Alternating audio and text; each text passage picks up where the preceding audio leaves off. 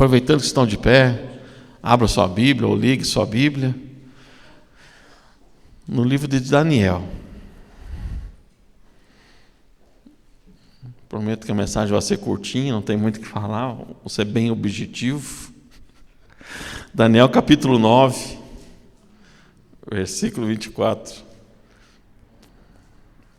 Daniel capítulo 9, versículo 24.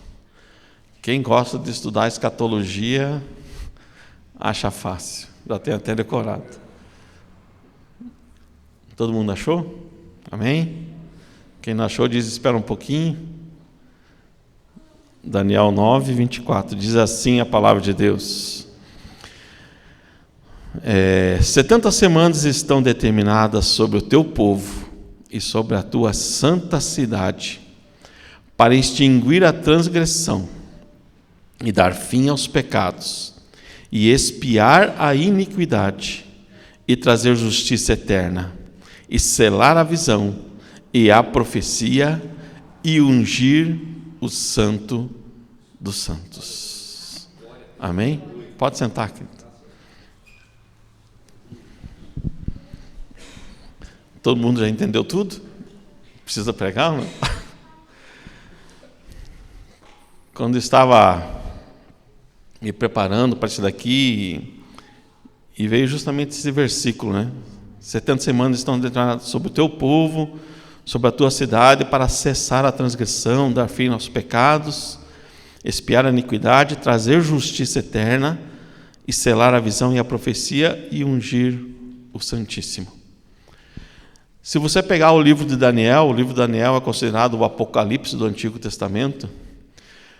Mas antes de Daniel chegar nessa revelação que o Senhor trouxe para ele, que o anjo veio trazer para ele, sobre o que estava determinado sobre Israel e sobre Jerusalém, ele estava lendo os livros de Jeremias.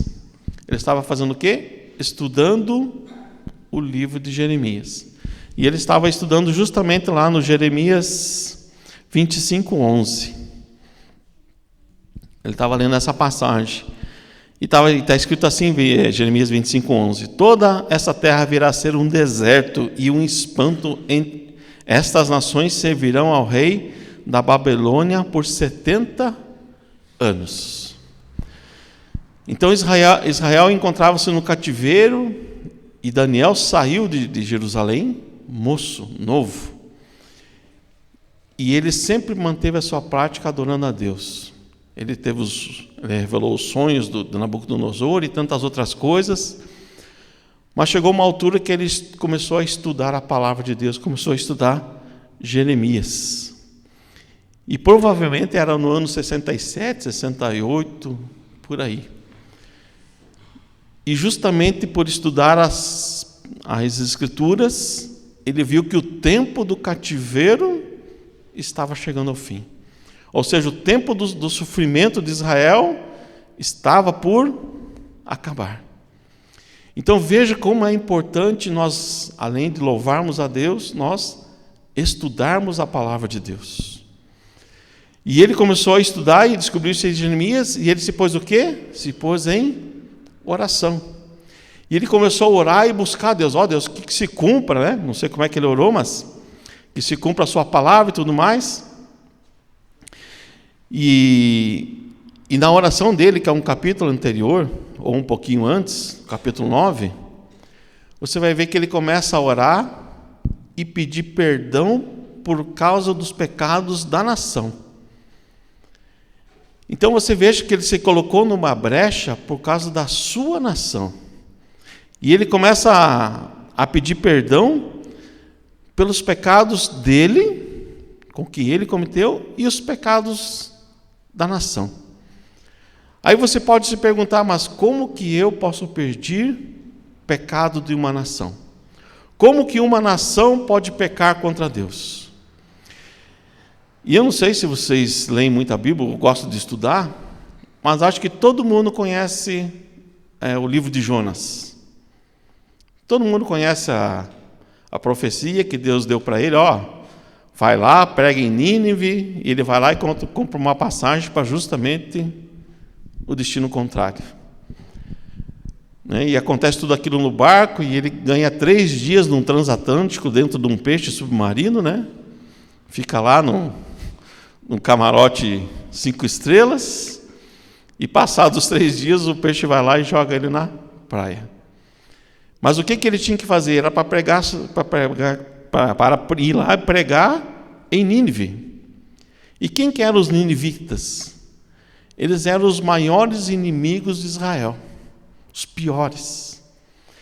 Então, se a gente olhar pelos olhos humanos, Jonas foi até compatriota, ele foi até a favor de Israel. Fala, não vou pregar para aqueles caras lá, eles querem destruir Israel. E acho que todos vocês conhecem a história que ele foi lá, né? Uma caixinha de fruta, subiu, raça de víboras, pecadores. E todo o povo, a nação inteira se converteu, começando de cima para baixo. Os líderes se vestiram de saco e foi decretado jejum. Ou seja, uma nação inteira se converteu a Deus.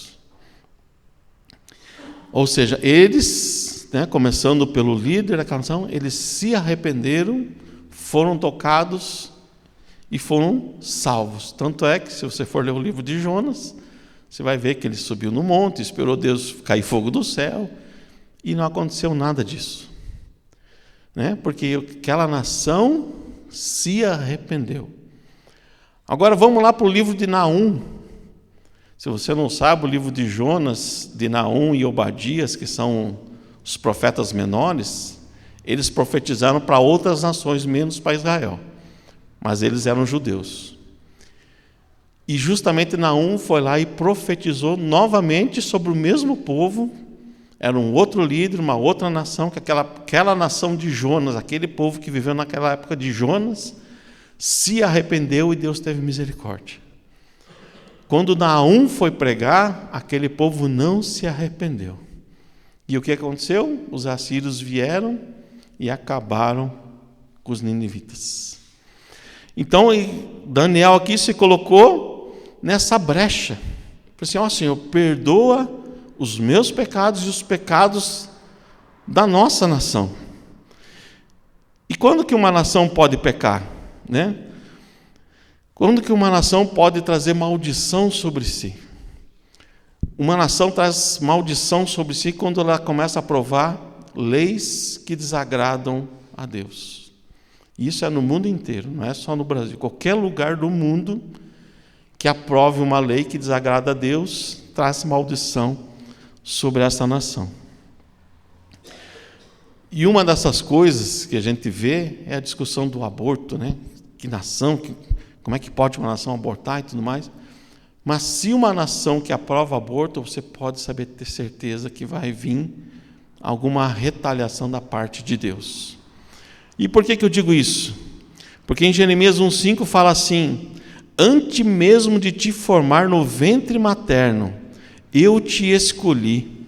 Antes que viesses ao mundo, eu te separei e te designei para a missão de profeta para as nações. Aqui Deus falando para Jeremias. Agora você imagina se a mãe de Jeremias tivesse uma lei que pudesse abortar naquela época, né? Eles estariam o quê? Matando um profeta.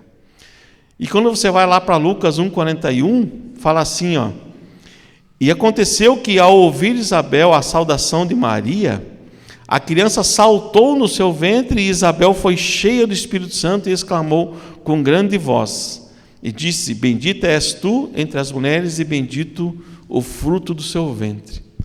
Ou seja, dentro do ventre que estava João Batista em Isabel, ele reconheceu que no ventre de Maria estava o nosso Salvador.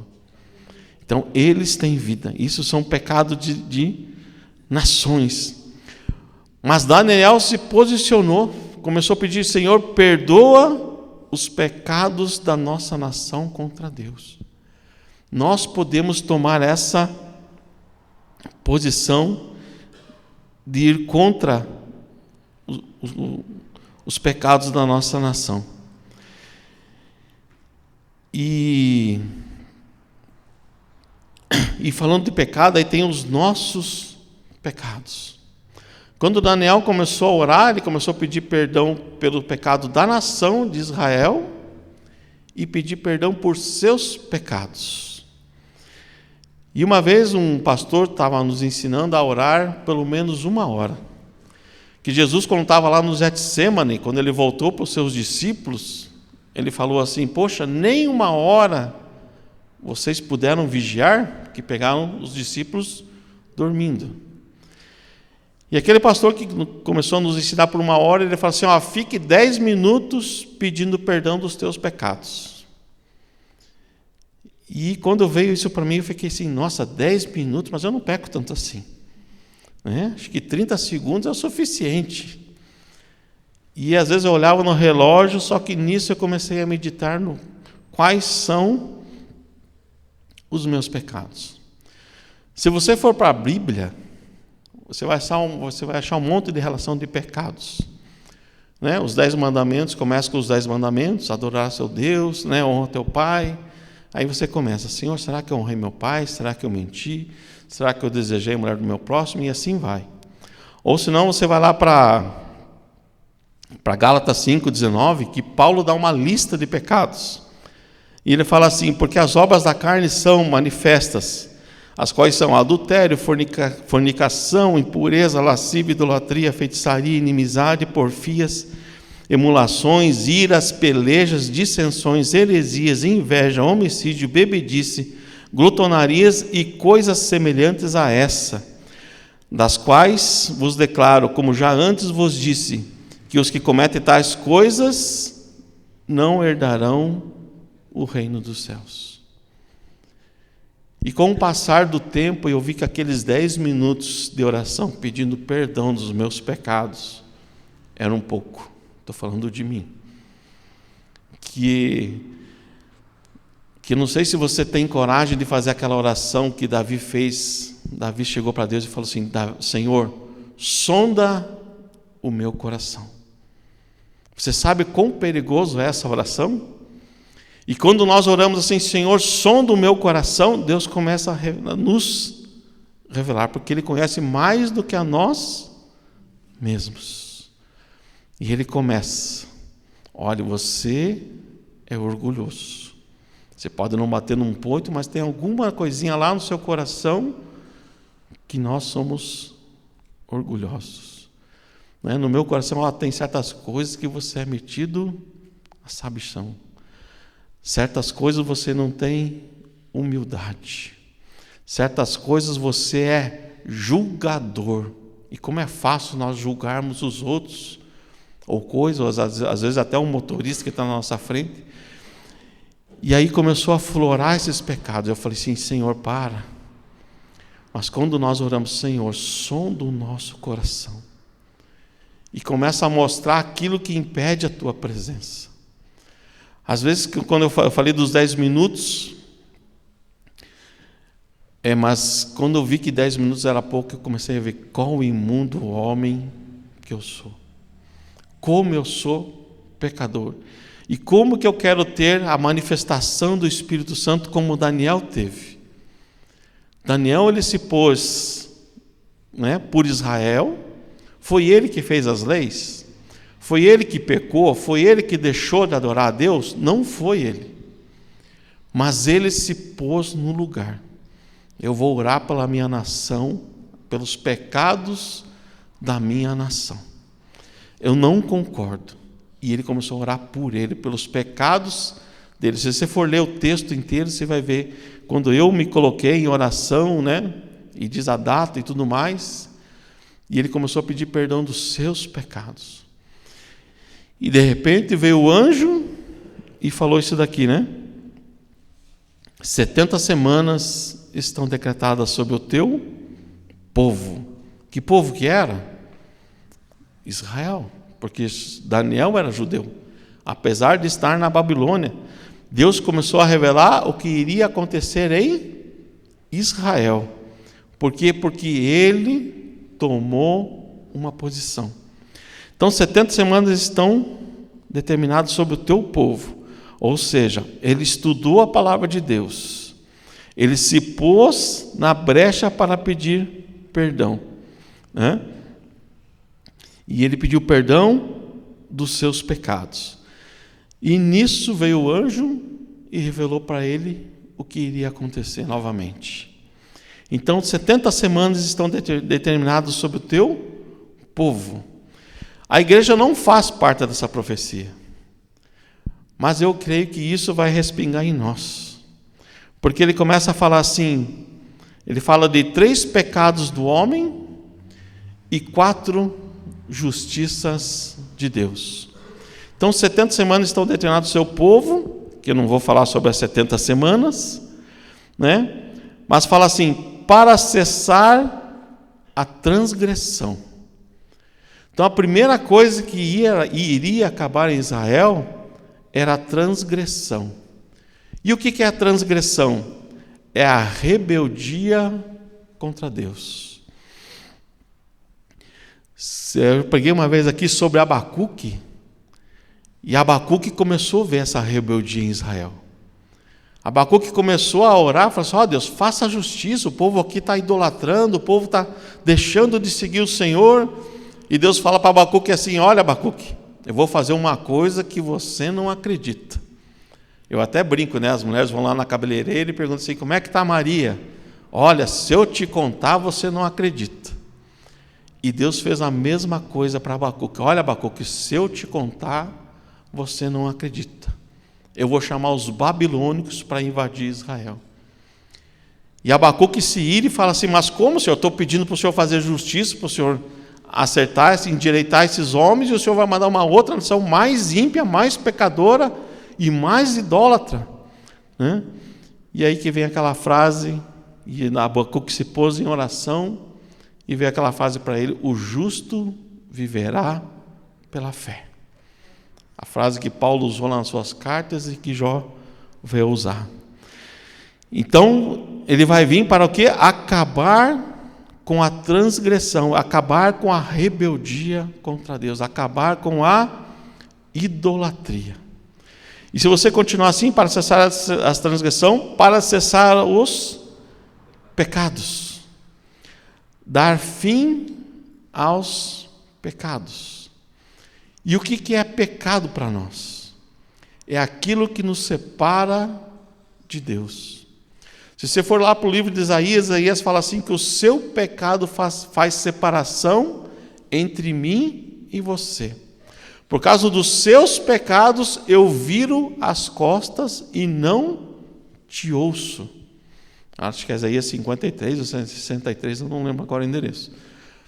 Mas Isaías fala isso, que o pecado nos faz separação de Deus. Ou seja, o pecado nos traz culpa. Puxa, eu fui culpado, né? E qual que é a punição do pecado? Que aquele que pecar, esse morrerá. Então Deus começou a revelar para Daniel esses pecados do homem, né?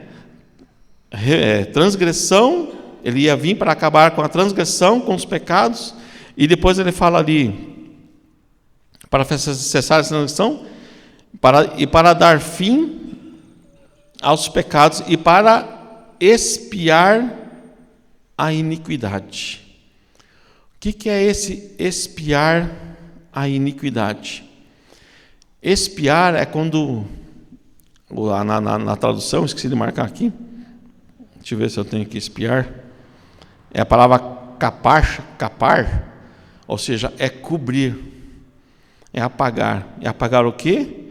A iniquidade. O que Deus iria fazer com Israel, né? Espiando a iniquidade? Iria purificar, iria cobrir eles e purificar.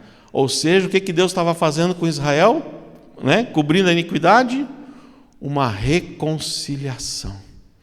Aquilo que foi perdido lá no Jardim do Éden, aquele pecado que nos separou de Deus e faz com que nós buscamos, e infelizmente ainda nós estamos num corpo carnal. O que Deus quer fazer com essas 70 semanas, com essa revelação de Daniel? Ele quer expiar a iniquidade, ou seja, Ele quer nos reconciliar com Deus. Isso é para mim e para você. Então, esses 3 pecados ali do começo do versículo, de 9 a 24, são os pecados do homem. Transgressão, ele quer acabar com a transgressão, quer acabar com os pecados e expiar a iniquidade. Ele quer uma reconciliação. Aí depois vem a justiça de Deus.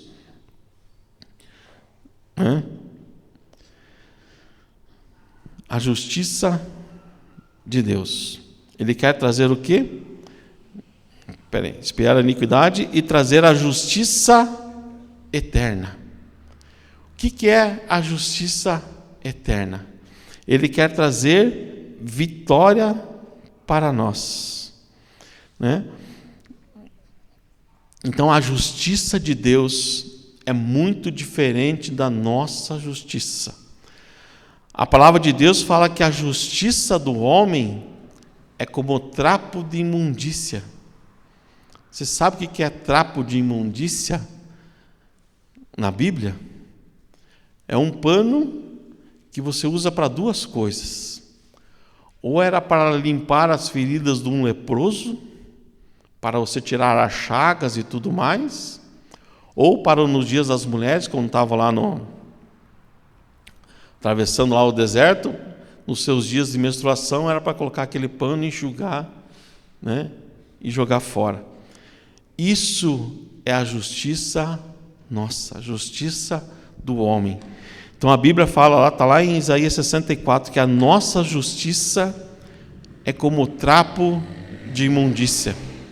Por mais que nós queremos ser santos, por mais que nós queremos trazer a justiça de Deus, a nossa justiça é como trapo de imundícia. Ou seja, um dia nós vamos ser julgados. E Deus quer trazer essa justiça eterna. Um dia Jesus vai voltar e vai levar a sua igreja. Mas mesmo quando nós estivermos lá no céu, nós vamos ser julgados pelas nossas obras. As nossas obras vão passar pelo fogo e vai ser queimada. Ou vai ser purificada como ouro, como prata, ou como pedras preciosas, ou ela vai queimar como madeira, feno e palha. Então todos nós vamos ser julgados. E se alguém não for salvo, que não é o nosso caso, glória a Deus, né? Fala amém, Jesus. Aqueles que foram para o trono branco também vão ser julgados, só que eles já estão condenados. Aqueles que não tiverem Jesus. Então o anjo está falando para Daniel que vai vir a justiça eterna e não a nossa justiça, que é como trapo de imundícia. E no finalzinho ele fala assim: sela a visão. O que é sela a visão? Ou seja, registra aquilo que você está vendo, Daniel. Marque em algum lugar, né? Sela essa visão. E quando nós vamos para Jó, interessante que o livro inteiro de Jó, no final Jó fala assim, que eu conhecia Deus de ouvir falar, mas agora eu conheço de vê-lo. E isso foi escrito e ficou para nós. E o anjo fala para Daniel: sela essa visão, escreve e divulga. Nós não podemos ficar em silêncio com aquilo que nós recebemos de Deus. Nós recebemos graça, salvação, misericórdia, somos abençoados. Por mais que a gente tenha luta, nós somos abençoados. Então, sela a visão, espalha para todo mundo o que Deus tem feito em nossas vidas. Nós temos que divulgar o que Deus tem feito em nossas vidas. E são muitas coisas, as misericórdias do Senhor se renovam a cada manhã. Deus está tendo misericórdia de nós. E ele fala para Daniel: Daniel, sela a visão, escreve, fala, divulga essa visão. E fala também para ele selar a profecia. O que é isso? Selar a profecia é anunciar que Jesus vai voltar. Fala dessa profecia, Daniel. Jesus vai voltar. Na época de Daniel não tinha nem Jesus ainda, mas ele já estava vendo o que iria acontecer. Jesus não tinha vindo ainda, mas o anjo já estava falando: olha, vai vir um ungido. E a 69ª semana vai terminar com a morte do ungido. E ele vai vir, vai morrer e vai ressuscitar. Então, unja a Jesus, aquele que morreu naquela cruz. Quando nós vamos lá por Getsemane, a gente sobe com Jesus, vê que ele põe os discípulos para orar e ele vai orar. E ele volta e pega os discípulos dormindo e acorda os discípulos e volta a orar. E volta de novo e pega os discípulos dormindo e ele fala: nem uma hora. E quando Jesus foi para orar pela última vez, ele falou: Pai, passa de mim este cálice. E ele começou a suar o quê? Gotas de sangue. Pela medicina, Jesus já podia ter morrido ali. Porque quando uma pessoa sua gotas de sangue, a agonia dela é tremenda. É uma agonia assim que pode mexer com o seu corpo e te dar um infarto. E Jesus estava aqui ali, suando gotas de sangue. E depois ele foi preso, foi colocado uma cruz nas suas costas, uma coroa de espinhos, foi chicoteado e tudo mais, e ele foi para aquela cruz. E por que ele foi para aquela cruz? Porque em Daniel fala assim: até que acontecesse a morte do ungido. E em Lucas 4,16 fala assim: e chegando a Nazaré, onde fora criado, entrou num dia de sábado, segundo o seu costume, na sinagoga. E levantou-se para ler, e foi-lhe dado o livro do profeta Isaías. E quando abriu o livro, achou o lugar que estava escrito: o Espírito do Senhor está sobre mim, pois me ungiu para evangelizar os pobres, enviar-me a curar os quebrantados de coração, a pregar liberdade aos cativos e restauração da vista aos cegos, e pôr em liberdade os oprimidos e anunciar o ano aceitável do Senhor. Aleluia. E cerrando o livro e tornando-o para o ministro, assentou-se, e os olhos de todos estavam fitos nele. Então começou a dizer: hoje se cumpriu o que vocês ouviram. Hoje se cumpriu. Então, quando Daniel viu aquilo ali, até a morte do ungido, por que o ungido teria que morrer? Para que nós pudéssemos ser salvos. E se você for para Isaías 61:2, e ele fala assim: a pregar o ano aceitável do Senhor, e Jesus para ali. Se você pegar lá Isaías 61:1 e 2, vai repetir o que nós lemos. Só que no versículo 2 ele fala assim: e a pregar o ano aceitável do Senhor, e Jesus para ali. Só que a continuação do versículo fala assim: e o dia da vingança do nosso Deus. Então a morte do ungido em Daniel, Jesus veio, morreu, ressuscitou. E aí começou o tempo dos gentios. E ele pregou, curou, libertou. E Jesus é o mesmo ontem, hoje e eternamente. E lá em Atos, aqueles discípulos viram o Senhor Jesus subir aos céus. E os anjos falaram para os discípulos, para eles assim: por que vocês estão olhando? Esse mesmo Jesus que subiu aos céus, ele voltará. Jesus vai voltar. Toda essa profecia que nós lemos aqui de Daniel 9:24 vai se cumprir. ou na segunda vinda de Jesus, ou em algumas partes da profecia já se cumpriram, mas a principal vai se cumprir quando Jesus vier. Os pecados vão ser encerrados. Vai acabar com tudo isso, toda a nossa dor, todo o nosso sofrimento, toda a nossa angústia vai cessar na volta de Jesus.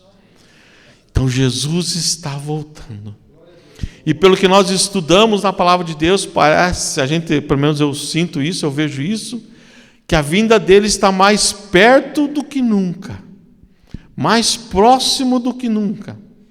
Se Jesus voltar daqui a 5 anos, foi pouco tempo. Se Jesus voltar daqui a 10 anos, 40 anos, porque ninguém sabe nem o dia nem a hora, para nós pode ser muito tempo, mas para o Senhor Jesus não é. Porque para Deus um dia é como 1000 anos, e 1000 anos é igual a um dia.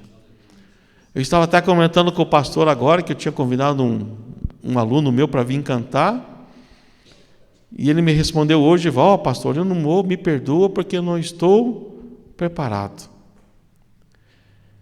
Aí eu pergunto, ele não quis vir aqui porque ele não estava preparado.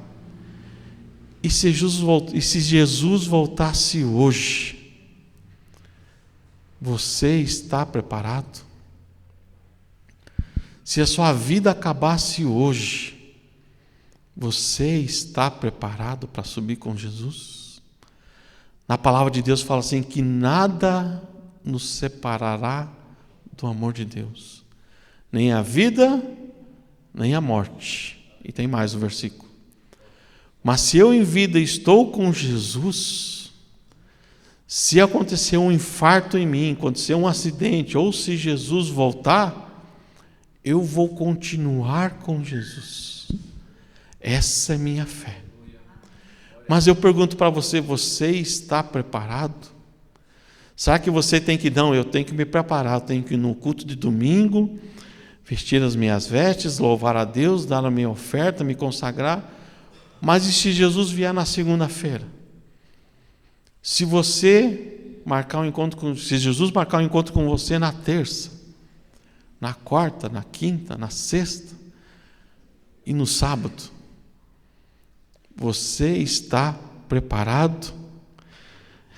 E em Daniel 12:13 fala assim, tu, porém, depois que Daniel recebeu todas essas revelações, tudo aquilo que iria acontecer com Israel e sobre o fim do mundo, e que Jesus ia voltar, ia reinar, e ele selou isso e ele escreveu. E nós sabemos que Jesus vai voltar. Ele vai vir buscar a sua igreja. Mas para Daniel ele falou assim, tu, porém, vai até o fim, porque descansarás, e levarás na tua herança no fim dos dias.